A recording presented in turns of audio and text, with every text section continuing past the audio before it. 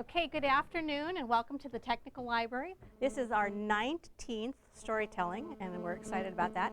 Our guest this afternoon has, I'm sure, a number of stories he could share with us, but we think we've pinned him down to one on the Briteye, but we'll see. I don't know. He could get carried away. My understanding is Vern worked during World War II up at Boeing factories in Seattle building aircraft, and then came here and in the 60s worked on the Briteye.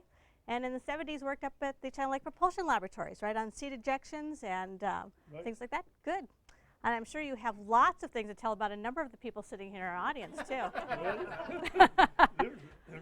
There's a few stories. Well, I'm going to let Vern go ahead and get started. Welcome, Vern Birkeland. Thank you. Well, all I can say is they really dug into the archives on this one. Both in the project and the presenter.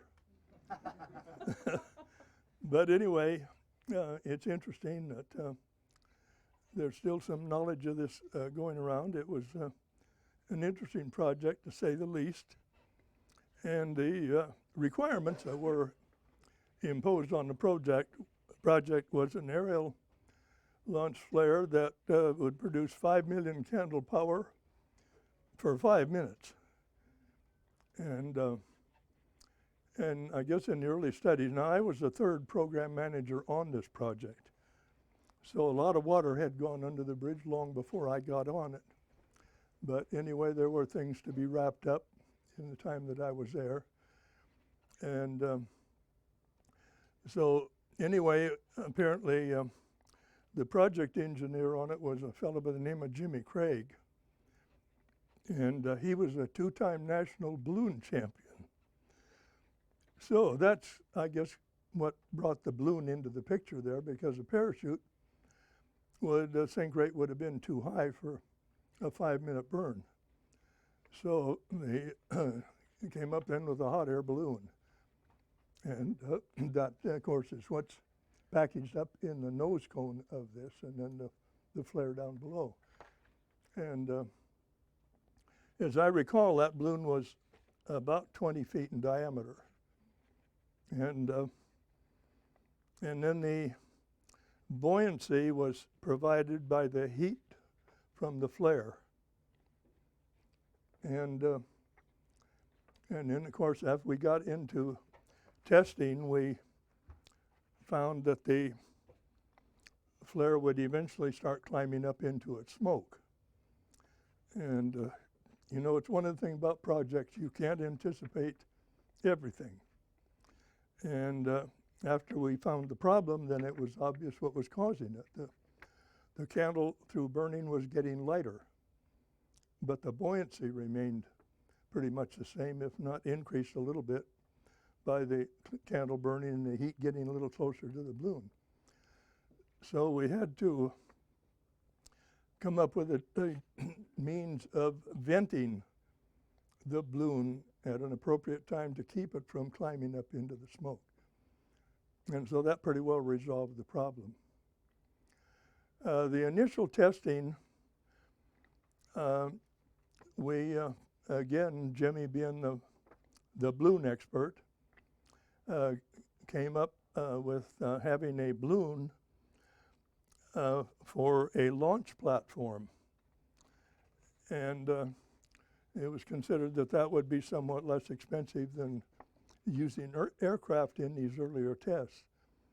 The only restriction, of course, that we had was to get to the altitude that we needed to drop the flare required very, very still air, so because it was going to be a free flight. And on one occasion during the testing, some wind currents developed while they were airborne, and they ended up over on the other side of Inyakern. But anyway, it was a means that we could do our early testing before we moved on to having aircraft launch. And so it was, but we had a number of failures early on, and we had a stab primer in there for initiating lighting the flare. And So after we went out into the range and went through and did a post-mortem on our debris out there, we found that the primer was not being stabbed every time. But wasn't obvious what the cause was, and so we used some high-speed photography in the lab to actuate it, because the stab would also hold a little wafer out of line that held the primer. And then as the lanyard pulled that up, then it was to go back into place. It was spring-loaded. But we found that was hitting the stop and actually rebounding. It was made out of nylon material. And it actually would. It was amazing how far that would rebound. And so we put a little leaf spring behind it, so when it fell into place, the little leaf spring would pop up and trap it. And that solved that problem. So anyway, there were a number of developmental problems, as would be expected, but all in all, it worked out to be fairly successful. And the Air Force had, I think, about 2,500 pre-production models made, and took them to Vietnam in 1970. And they were used over there, and the technician that was supposed to be with me today had been on the program from its inception. And so we sent him over there to help the Air Force on how to load them, what needed to be connected, timer settings, because it didn't go through the normal introduction process. It was shortcutted a little bit just because of some urgency to have them. So it would have been helpful if he could have been with me, but he called in sick this morning. And but anyway, that's about as far as the program got. It was probably prohibitively expensive for what they were looking for. It met the requirements, but from a production standpoint, it was quite an expensive flare. So Thiokol was supporting this and was very heavily involved up in Brigham City. And they launched off into a flare development program that's now designated as the LU-2. And it produced 2 million candle power for 2 minutes. And they used, I think it was an R+ chute on it.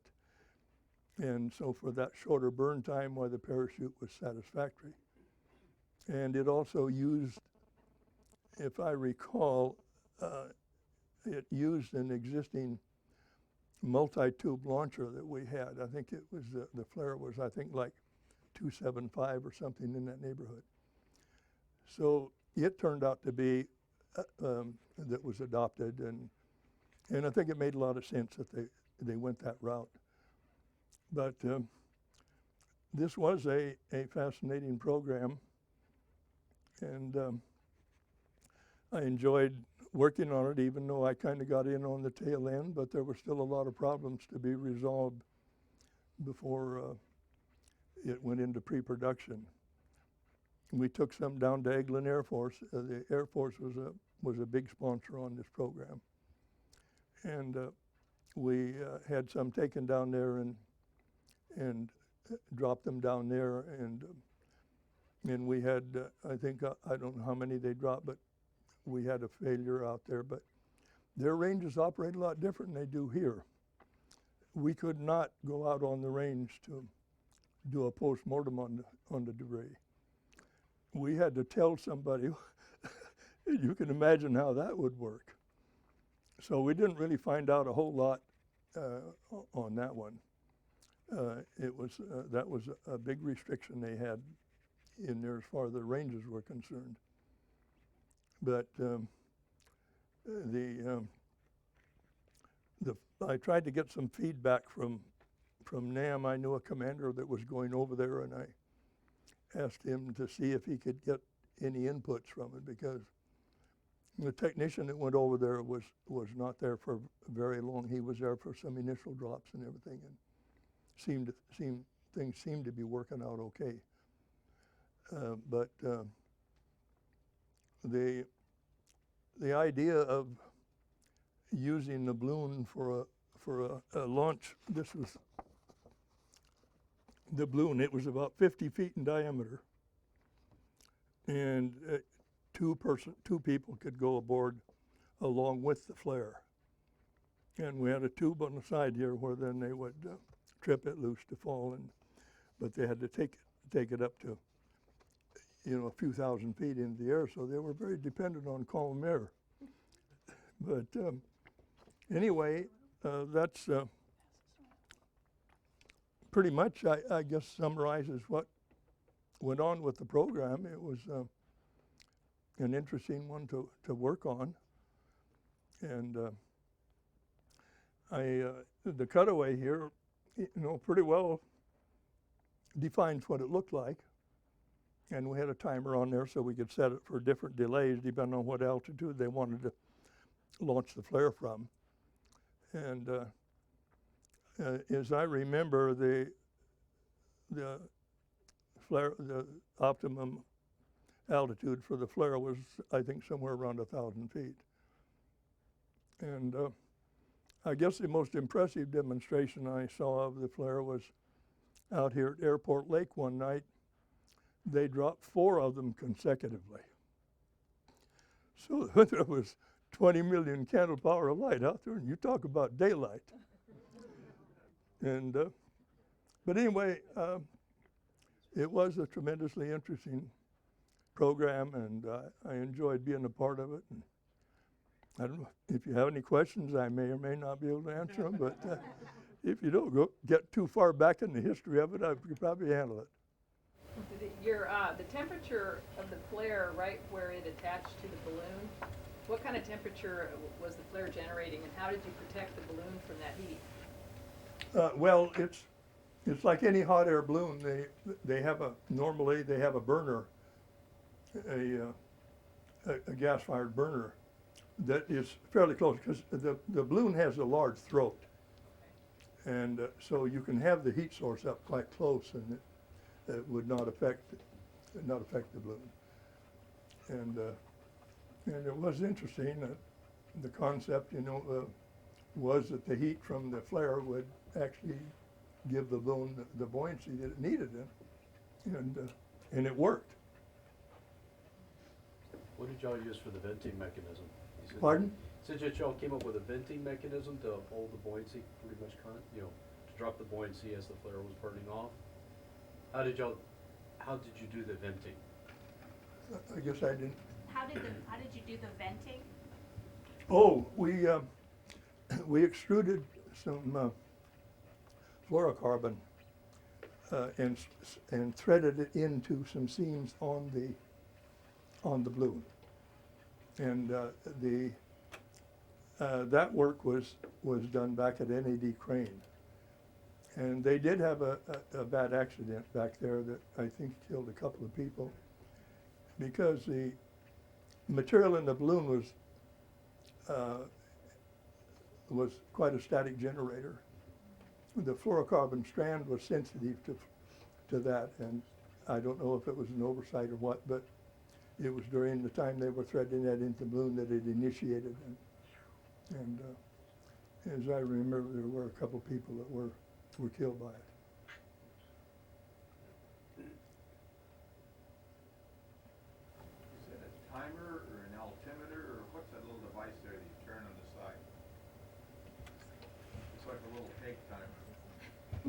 Where's what? Yeah, right there about shoulder height. Is it a timer or an altimeter? Right here. Yeah, this is a timer.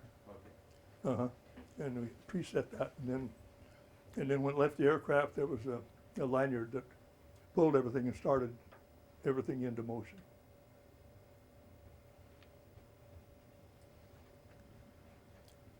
Was that 5 million candle power at the flare, or?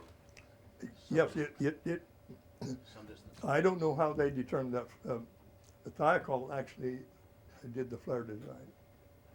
And how they established that it was putting out 5 million, I don't think that was ever questioned. I think they, because it definitely put out a lot of light, there was no question about it. And like I say, that demonstration out there at the airport lake, when 4 of them were out that way, it was really something to see. When was that demonstration, Vern? Pardon? When was that? Yeah, when was the demonstration? Oh, you mean of the floor flares out Yeah. there? Uh-huh. Well, it would have had to be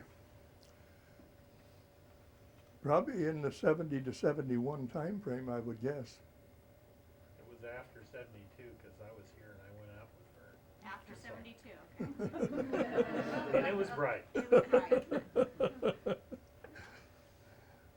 I think Vern brought out a newspaper so that we could see that we could read in it. Oh, And there was no moon out. Well, there's no question but what you could you could read. There was a lot of light.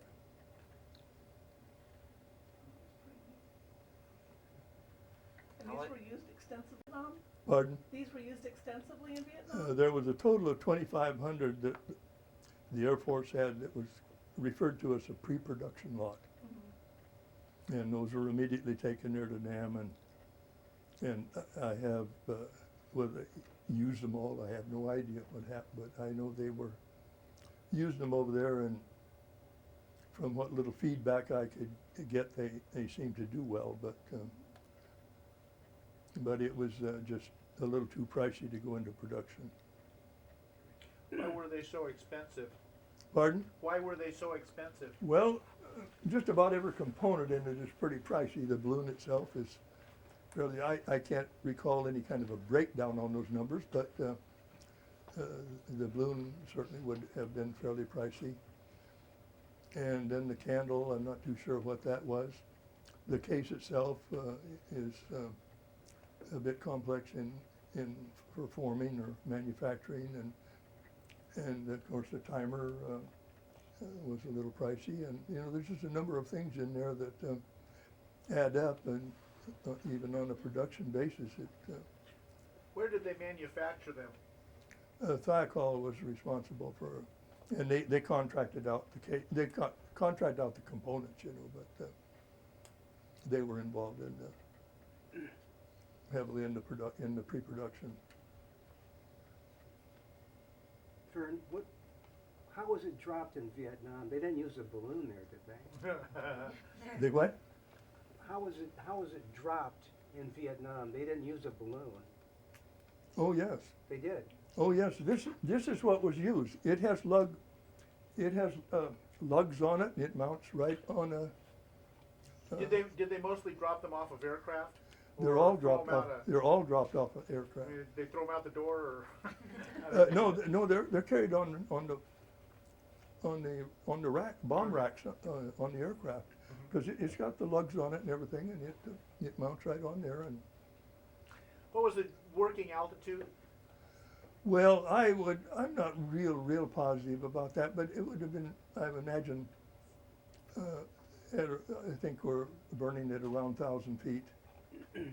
They could vary the altitude, depending, I guess, on the circumstances, but because that was what the timer was for. And then the delivery altitude, it could vary, depending on how secure the area was that they were flying over.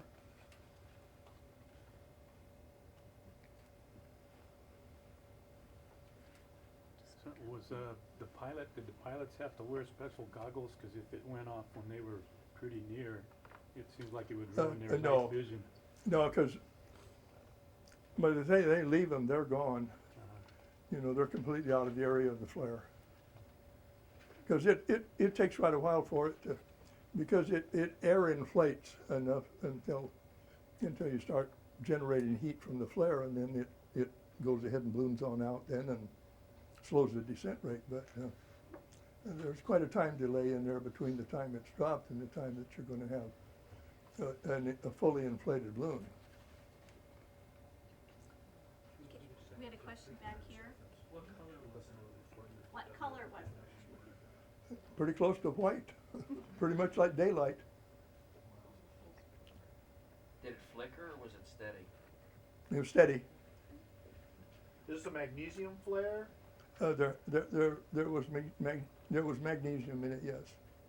I'm not real familiar with the formulation, but definitely was some magnesium. Does that represent segments inside the cutaway? Was the magnesium segmented and stacked on each other, or was it one big chunk? I was wondering what the blue lines The are flare? inside the bottom. This part. In the lines inside.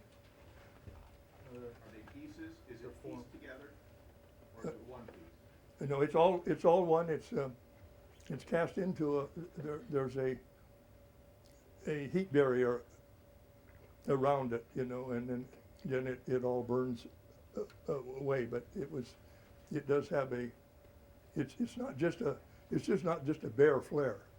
It has a shell around it, kind of I'm not too exactly what that, about a quarter-inch thick, I think, something along that line. Did it burn the case away? Pardon? Did it burn the case away as it burned? Yeah, everything burned. It burned right with the flare, yes. Yeah, we wouldn't have wanted it to burn up into something. There would have been, Yeah, it was kinda that gets a little dark there. would have kind of defeated the purpose.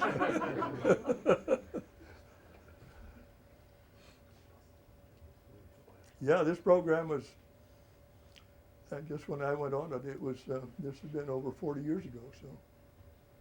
This is, like I When say, did they it kind of start, dug back into Vern? the archives on this one. Vern, when was the program initiated? Do you know when, and was it the early 60s, No, but it had to mid-60s, be or late? right in the neighborhood of 1960.